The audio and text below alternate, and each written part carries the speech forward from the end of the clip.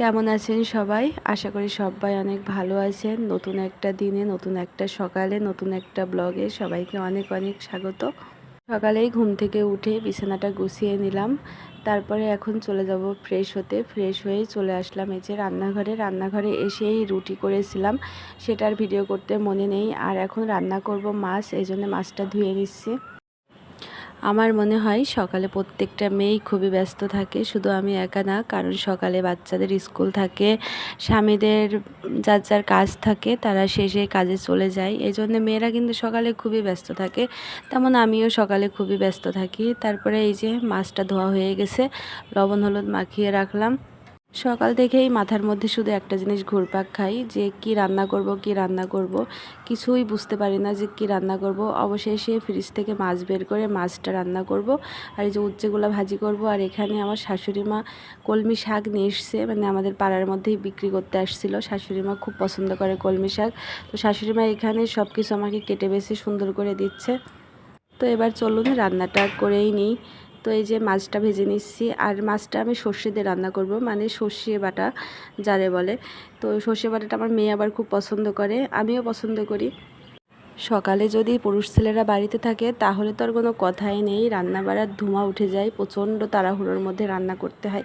যাই হোক, আজকে আপনাদের দাদাভাইকে রুটি করে দিয়েছিলাম, সে রুটি খেয়ে কাজে চলে গেছে। সে আবার যখন আসবে বাড়িতে তখন সে ভাত খাবে, সে দুপুরে আর ভাত খাবে না। তো এই জন্য নিরিবিলি রান্না করছি। তো এই যে আমার মাছ রান্না হয়ে গেছে। তো আমি অন্য চুলায় আবার বসিয়ে দেবো শাক। আমি পেঁয়াজ আর মরিচটা খুব ভালো করে একটু ভেজে নিচ্ছি, নিয়ে এই যে শাকটা বসিয়ে দেবো। কলমি শাক কার কার পছন্দ অবশ্যই কিন্তু জানাবেন। আমার কিন্তু ভালোই লাগে, আমার শাশুড়ি মায়ের তো ভীষণ পছন্দ। তো এই যে আমার তো শাক রান্নাও হয়ে গেছে, আর এদিকে উচ্ছে ভাজি করছি। আর এদিকে কিন্তু প্রচণ্ড মেঘ করছে, এখনই মনে হচ্ছে বৃষ্টি নামবে। আর দেখুন আমার বাড়ির সামনেটা এর আগে কত সুন্দর দেখা যেত, আর এখন শুধু জল আর জল, যেদিকেই তাকাবেন শুধু জল আর জল। আর এই করলা ভাজির কথা কি বলবো, এটা তো আমার অনেক পছন্দের। তো চলুন, রান্না শেষ হয়ে গেছে, এখন একটু দেখিয়ে দিই। এই যে সব কিছুই কমপ্লিট। এর মধ্যে আবার মেয়ে আসলো, এসে বলল, মা আমাকে একটা আম কেটে দাও। তো মেয়েকে আম কেটে দিলাম। আমার মেয়ে আম খেতে খুবই পছন্দ করে, আমিও কিন্তু খুব পছন্দ করি আম খেতে।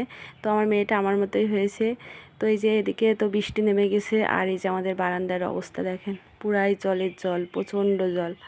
এই বৃষ্টি আসলেই পুরা বারান্দা এভাবে জলে ভরে যায়। আর এই যে প্রচণ্ড কিন্তু বৃষ্টি হচ্ছে।